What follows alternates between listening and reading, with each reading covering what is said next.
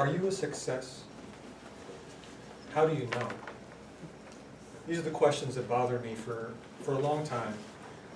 I graduated high school in 1999, and part of being a senior in my school, and maybe in a lot of schools, was something called superlatives. Most likely to end up on the news was one. Best dressed, best smile, best hair, which I had a chance at back then, but probably not today. I was voted by my peers as most likely to succeed. And I didn't think much of it at the time. Now, what do 18-year-olds know about really anything? So I didn't think much of it, but as I moved about my life, as I went on past high school and into the Navy, and then on into college, I would think about it from time to time as I got news. So-and-so just graduated from college. I haven't graduated yet. Does that mean I'm not successful? So-and-so just started their own business. I don't have a business. Am I supposed to have a business? Am I successful? Oh, so-and-so, they just had their first child. He's married, has a first child. I don't have kids yet. I mean, am I doing this wrong? So I really spent a lot of time thinking about what it means to be successful and how expectations can affect us. It took me 15 years, more or less, to really get to the root of this for myself. I found that, as I demonstrated, I was spending a lot of time comparing myself to others. My success, their success. Can you do that? And I was spending a lot of time doing it. I was judging my success against what I thought my peers in high school would have wanted to see. Is Tom successful? If I went back to a reunion, how would they view me? Would they think that I was successful?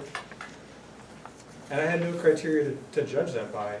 There's no way for me to understand what 200 other high school seniors really meant when they said, you're most likely to succeed, or if they really cared at all. And it added stress to my life. You know, imagine comparing yourself to a standard that you have no way of measuring. And it wasn't a substantial amount of stress, but it was enough to nag at me every time. Long showers, you start thinking about things. Am I successful? And it wasn't until I had my first son that I got a little bit of clarity on the matter. And I found that when I thought about my son's life and what it would mean for me as a father to think of my son as being successful, what I decided was, I can't decide that for him. I can have my own views of success, but ultimately, whether he's successful or not will really be at his discretion. And that really clarified a lot of my own thinking for me that had been troubling me for the better part of 15 years.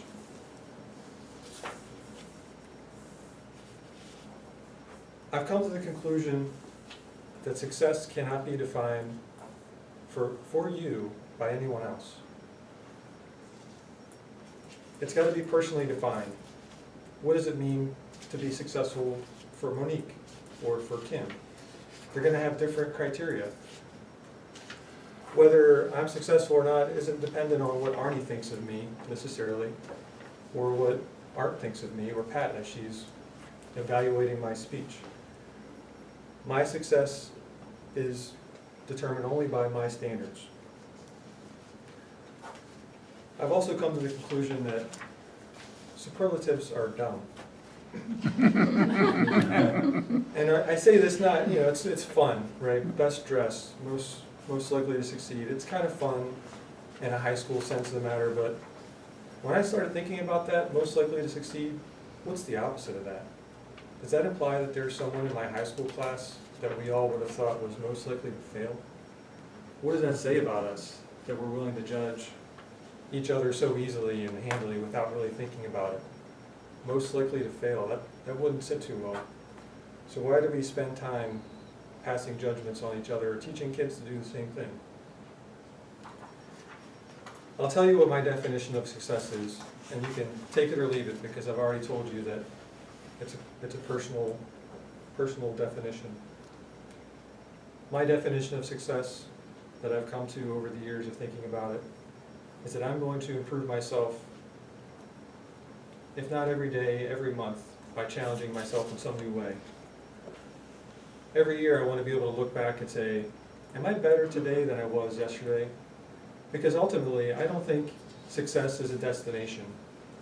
You can't look at someone and say, oh, he's rich, he's successful, right? He has $1 million in the bank, he's made it, he's done. Well, if he was done at $1 million in the bank, I would say that the rest of his life would maybe be a waste. I don't know. But for me, it means constant improvement. Always doing something new for yourself that's going to improve your life in some way. Add on to that, I think to be successful, I need to make a positive contribution in the lives of the people around me, my children, my wife, my friends, my schoolmates. And then ultimately, to be successful, I think I need to be responsible for myself and my actions, taking care of the things I need to take care of to live a proper life as I see it. So I'll leave you with three things that I think we should all start doing. First, let's stop labeling kids. And it's pretty simple to do. Let's stop the judgment.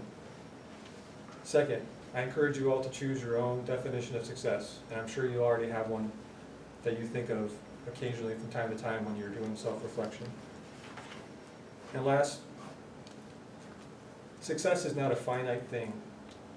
If I'm successful, it doesn't mean that Kim or Marjorie or Arnie can't be successful too.